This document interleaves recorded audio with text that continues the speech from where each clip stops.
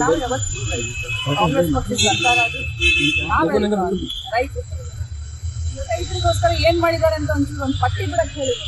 ಆಚೆ ಆಗಲಿ ರೈತರ ಮೇಲೆ ಗೋಲಿಬಾರ್ ಮಾಡುವಂತ ಚಳಿಯಲ್ಲಿ ಮಳೆಯಲ್ಲಿ ಎಷ್ಟು 100 ಜನ ರೈತರ ಮೇಲೆ ಗಾಡಿಯನ್ನ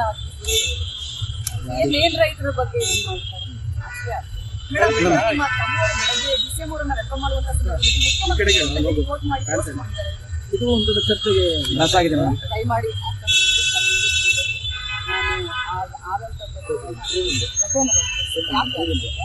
ನಾವು ಪೋಸ್ಟ್ ಮಾಡಿಲ್ಲ, ಹ್ಯಾಂಡ್ಲರ್ಸ್ ಪೋಸ್ಟ್ ಮಾಡುವಂತ ಅದನ್ನ ನಾನು ಯಾಕಂದ್ರೆ ನಾನು ಮೊದಲಿಂದನೂ ಪಕ್ಷದ ಸಿಸ್ಟಮ್ಸ್ ಕಾಯಿಲೆ ಆ ತಪ್ಪನ್ನ ನಾನು ತಪ್ಪನ್ನು ಎಲ್ಲರೂ ಎದುರುಗಡೆ ನಾನು ನೋಡಿದ್ದೆ. ನನ್ನ ತಮ್ಮ ನೋಡಿ ಆಗಿದ್ದು ನಿಮಗೆ ಚೇಂಜ್ ಮಾಡ್ತೀನಿ ನನ್ನ ತಮ್ಮ ಓಪನ್ ಮಾಡಿ ಅಚಾನಕ್ ಆಗಿದೆ. ಯಾಕಂದ್ರೆ ನಾನಾಗಿ ನನ್ನ ತಮ್ಮ ಆಗಿ ಪಕ್ಷದ ನಾನು ಜೀವನಸ್ಥಾನದ ವಿಚಾರವಾಗಿ ಯತೀಂದ್ರ ಅವರು ಕೊಟ್ಟಿರುವಂತ ಹೇಳಿಕೆ ಸಾಕಷ್ಟು ಚರ್ಚೆನ ಹುಟ್ಟುಹಾಕಿದೆ. ಜೊತೆಗೆ ಎಲ್ಲವೂ ತಿಳಿಯಾಯಿತು ಅನ್ನೋ ಸಂದರ್ಭದಲ್ಲಿ ಅವ್ರು ಮಾತನಾಡಿರುವಂಥದ್ದು ಎಷ್ಟು ಸರಿ ಅಂತ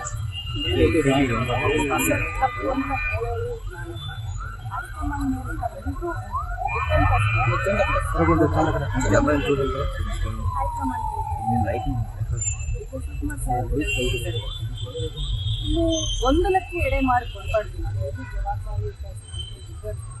ಎಡೆ ಮಾಡಿಕೊಡ್ತಾರೆ ಏನ್ ಹೇಳ್ತಾರೆ ಅದನ್ನ ಅವರಿಗೂ ಕೇಳ್ತಾರೆ. ಹೈಕಮಾಂಡ್ ಏನ್ ಹೇಳುತ್ತೆ ಪ್ರತಿಯೊಬ್ಬರು ಗೊಂದಲಕ್ಕೆ ಎಡೆ ಮಾಡಿಕೊಡ್ಬಾರ್ದು.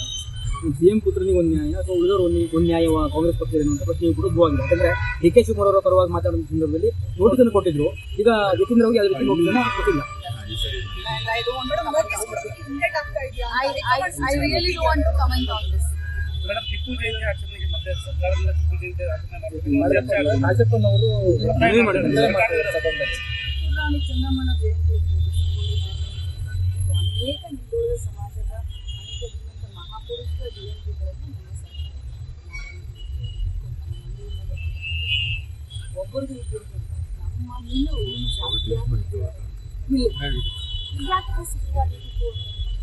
ನಮ್ಮಲ್ಲಿ ನಾವೆಲ್ಲರೂ ಬಸವಣ್ಣ ಅವ್ರದ್ದು ಮಾಡ್ತೀವಿ, ಅಂಬೇಡ್ಕರ್ ಅವ್ರದ್ದು ಮಾಡ್ತೀವಿ, ವಾಲ್ಮೀಕಿ ಅವ್ರದ್ದು ಮಾಡ್ತೀವಿ. ಬಸವಣ್ಣವ್ರನ್ನ ಎಲ್ಲ ಸರ್ಕಾರಿ ಆಫೀಸ್ನಲ್ಲಿ ಬಸವಣ್ಣವರ ಭಾವಚಿತ್ರ ಹಾಕ್ತೀವಿ, ಸಾಂಸ್ಕೃತಿಕ ನಾಯಕರು ಹಾಕ್ತೀವಿ. ಬಸವಣ್ಣವರ ತತ್ವ ಏನು, ಆ ಧರ್ಮದ ಮೇಲೆ ನಂಬಿಕೆ